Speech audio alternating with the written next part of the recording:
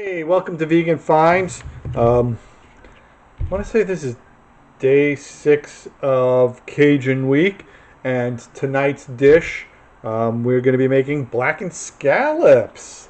And you may be wondering, this does not look like a scallop. You're right. I know what it looks like. Looks like a King Oyster Mushroom. That's what it looks like. Get your mind out of the gutter, people.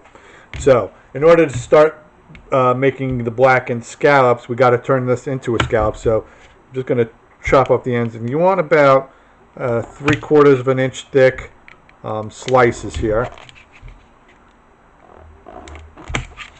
So we're just going to cut these up like so, and then we're going to soak them in some water. I'm actually going to use the tops, even though it doesn't look like a scallop. There's no point in wasting it.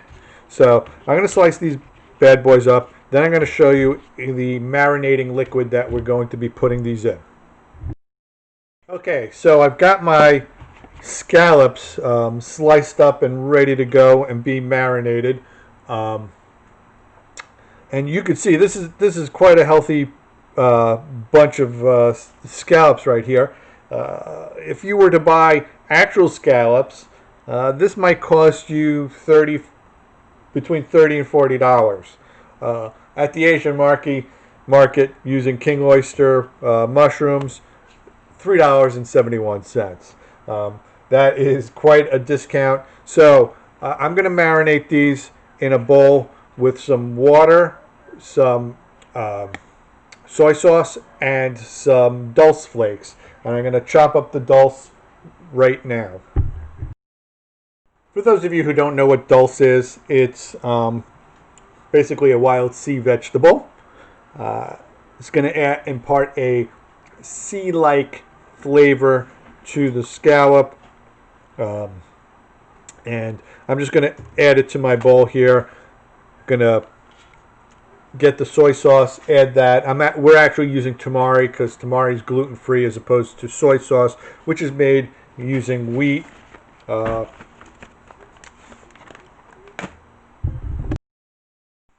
Okay, so I'm adding, I added 1 cup of water. I'm adding 2 tablespoons of tamari. 2. That's going to impart the saltiness that we want. And here's the 2nd cup of water that's going in. And I'm going to chop up 2 garlic cloves in the meantime. But I'm going to add my scallops into the water,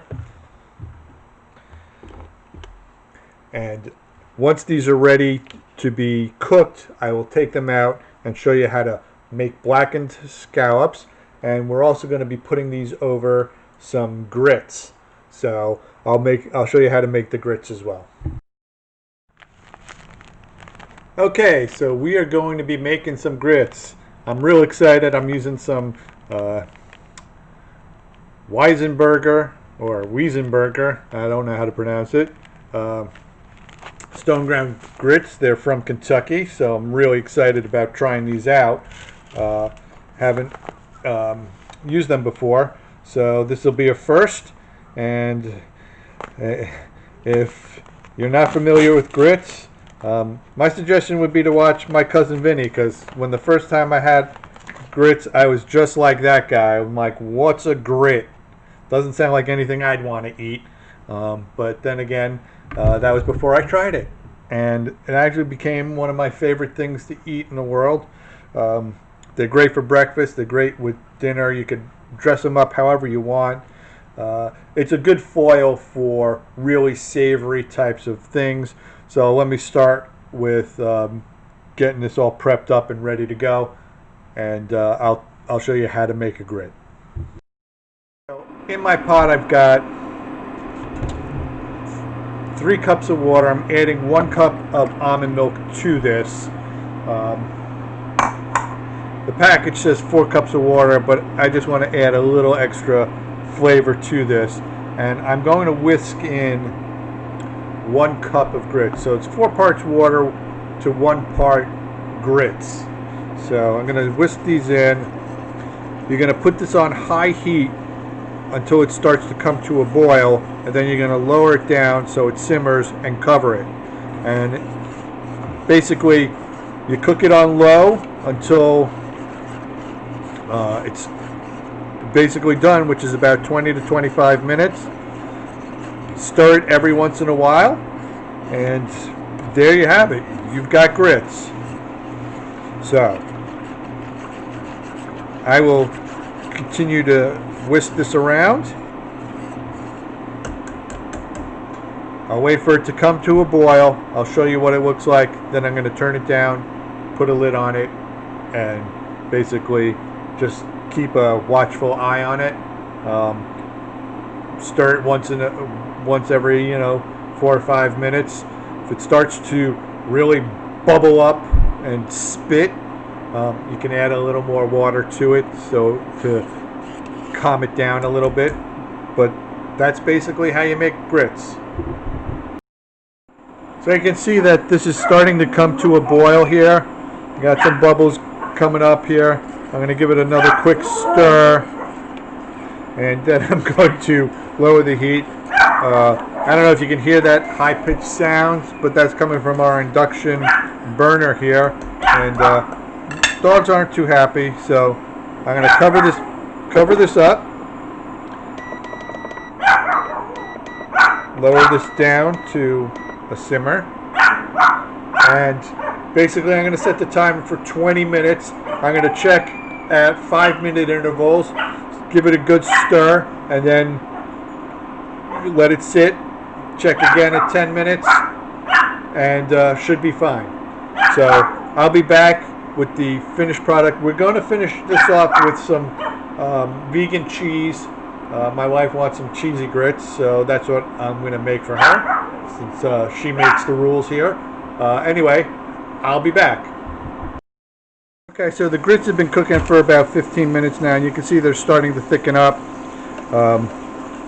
Again, we got another 5 to 10 minutes left to go before these are done. So I'm going to recover it. I'll be back in 10 minutes to show you what the final product looks like. I'm going to be adding some cheese to it. So we're going to have a little cheesy grits here to go along with our blackened scallops. Okay, so the grits have finished cooking. They cooked for about 25 minutes. I'm adding some die-ate cheddar shreds to this. And they may look a little bit on the loose side. I'm using about a half a package. Grits, like any cornmeal, will start to set up as it cools down. So this will thicken up as it cools. And you can see this is like molten lava. Do you want me to just add the whole bag? So you don't want to get this on you accidentally while it's in this process, because it will burn. So I'm just going to add the whole bag. Might as well go whole hog. That's a vegan hog for those who are counting. Now, we didn't add any salt because I knew I was adding the cheese to this, and I know that the cheese tends to have a little bit of sodium in it, and you can see it's now this beautiful yellow color. And now we're going to get to the scallop portion of our meal. So I'm going to start cooking some of those, and I'll be right back. Okay, so while my pan is heating up here, we are using Prudhomme's Magic Seasoning Blend, the Blackened Steak Magic, for our scallops. I will give you a recipe on a blackening seasoning, so if you can't find this, although you can order it online, most good supermarkets have Prudhomme's products, but just in case you want to make it on your own, I'll give you a blend that you can use that will mimic what we have here. Okay, so I got my scallops in the pan, and as with any blackened type of cooking process, depending on how much pepper you put in there or how much pepper's in your seasoning blend. Blackening can be quite an experience. The first time I blackened anything, I thought I was going to pass out from smoke inhalation, but that was a long time ago. I've kind of learned my lesson. The pan is pretty dry, which is kind of how you want it when you're blackening stuff. I did add a little bit of oil to it just to get some sear on there, but we're going to cook these 3 to 4 minutes on each side, and I will show you the finished product. I will flip them over in about 4 minutes. I'll show you what it looks like when I flip them over. Okay, so here we have the finished product. We got our blackened vegan scallops on cheesy grits. So if you like these recipes, please click the subscribe button, hit the notification bell, leave a comment, and give us a thumbs up. We hope you enjoy. We'll be back. We're going to eat this up right now because it looks delicious.